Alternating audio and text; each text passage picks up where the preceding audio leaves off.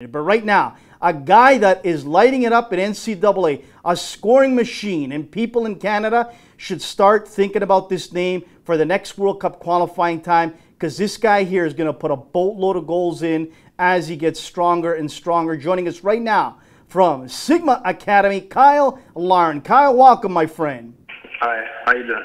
Pleasure to have you on. Kyle, let's talk about Sigma Academy and also University of Connecticut, where you're tearing it up in NCAA. Talk about your development with Sigma and how you were fortunate enough to get down to UConn and really show all of North America your talents. How did that all come about?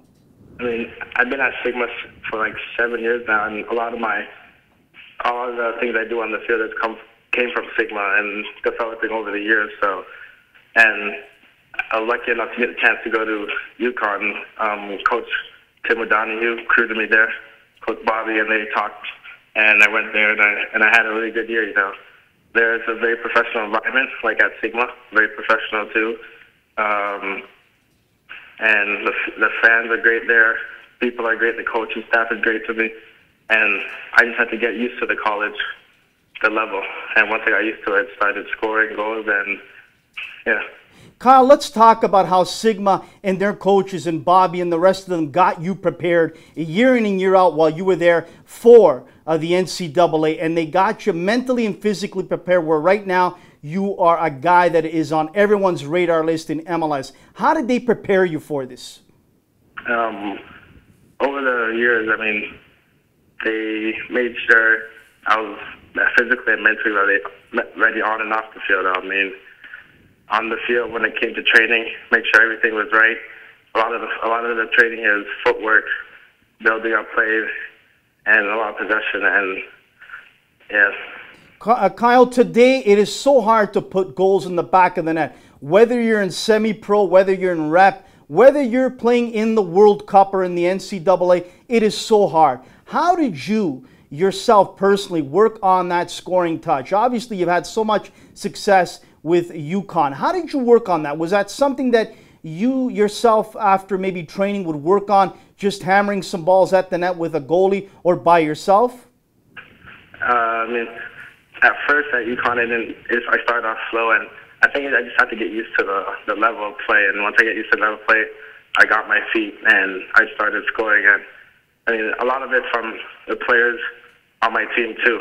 I mean, I can't score it by myself. I need the players on the team, the distribution to score goals like that. And a lot of it's from practicing every day at UConn and off when I'm not playing in the game, practice.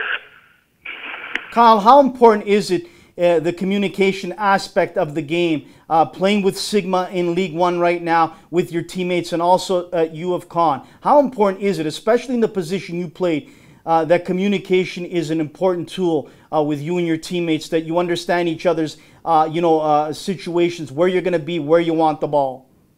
Yeah, I mean, a lot of the players on Sigma in League One, we've been playing for a while together, and when we go off to university and we come back, we still play the same way, and they just know how I play, and I know how they play, so it really works out when we're playing in League One.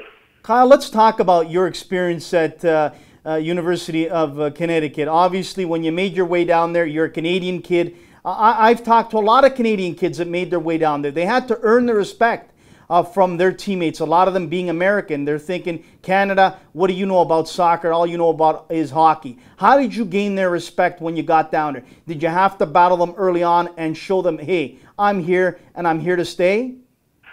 I didn't have to gain the respect. I mean, they brought me in as family, you know, and they were really nice people in UConn, really nice players, coaching staff, and I made a lot of friends down there, and they just brought me in as if I'm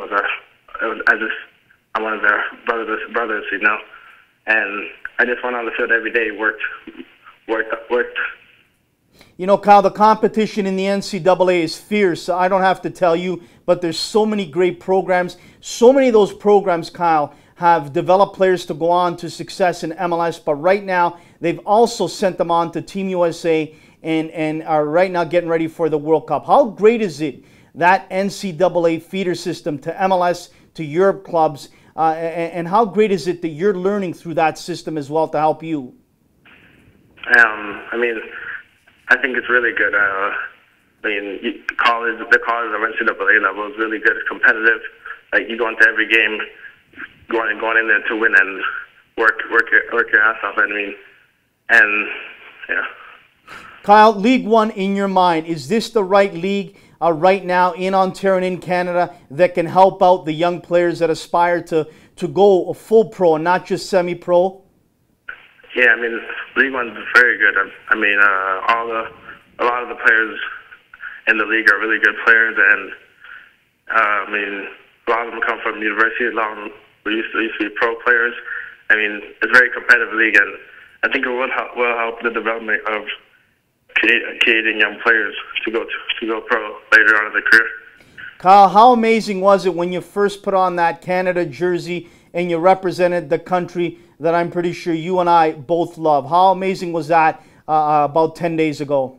I mean, it was a really good experience just being there and with the older players, the Tiba Hutchinson, Julian de Guzman, even with the coaches, Benito, Antonio, Rafa. It was just a really good experience, and when I went on the field, I just felt like working my hardest to play for my country and win, because I think we have a really good chance of making the next World Cup because of the coaching staff, the players, the environment. Let's talk about Julian de Guzman very quickly before we let you get back to training, Cyle. To me, I've interviewed Julian de Guzman a number of times. He is a class act on the field and off. He is so humble, but he wants to help out the young players like yourself. Did you have an opportunity to sit down and talk to him over a meal or during training and discuss certain things to expect when you turn pro? Yeah, I mean, Julian Guzman, every day on and off the field at the camp, he's always helping the young players and make sure we do the right things.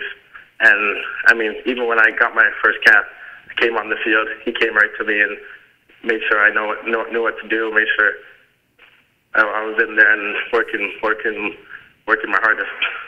Cyle, you put in a lot of hard work to get where you're at, and a lot of kids would love to live your dream right now, playing NCAA soccer, representing Canada, playing a semi-pro. Who do you want to thank along the way? Was there a parent? Was there a youth coach? Was there a friend or two that really helped to get where you're at right now? I mean, it wasn't just one person. It was over time. It was many people. It was with my mother. She was always there for me, made sure I got to practice when I was young, make sure every day I was doing what I had to do on and off field even. And when I came to Sigma, Bobby and Costa, and the coaching staff, they really took me in for a number of years and made sure I was doing everything on off the field and make sure I was mentally and physically ready. And when I went to UConn, Coach Reed, Tim, they all made sure I was doing what I had to do at school, in school, and on the field. And even when I went to the men's national team camps, they made sure I was doing everything right. Cyle, we'll close it out with this. What do you want to say to the young kids out there that want to be like Cyle Larin and living the dream right now, playing top-level soccer at all levels? What do you want to say to them to get to where you're at? What do they need to do? I mean, just keep working and never give up, because you never know the opportunities you can get. There's a lot of opportunities in soccer, and if you just keep working, and it'll eventually come.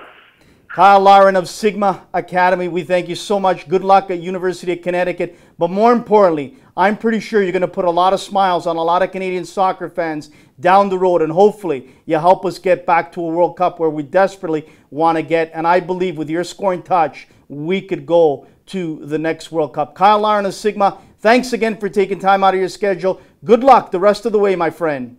All right. Thank you. That is a class act.